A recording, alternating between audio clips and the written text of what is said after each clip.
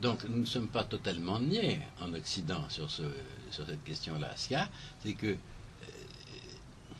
le phénomène peut être très rarement bien décrit, mais il a été approché d'innombrables fois par les philosophes occidentaux, mais ce qu'ils n'ont pas, sauf peut-être un ou deux qui n'ont pas compris, parce que ça leur est pas arrivé, c'est que cette conscience, je me sais, sachant, entre en collision avec soi, avec lui-même, avec soi-même, et que c'est de cette collision que naît l'étincelle de la pure conscience.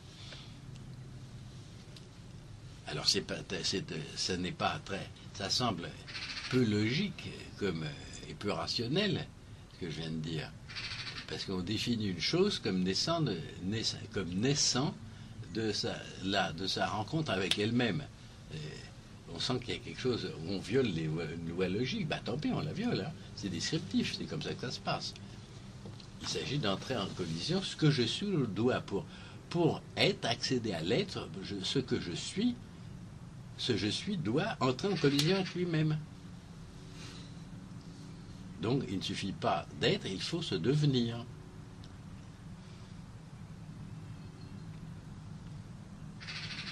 Voilà, il faut trouver le marteau pour taper sur. Oui. Ben oui, il faudrait. L'Ariane, c'est gentil, un marteau c'est déjà plus. Oui, un marteau, mais il faudrait pas une masse pour arriver à emboutir notre être le plus intime en lui-même. C'est quelque chose comme l'emboutissement. Donc,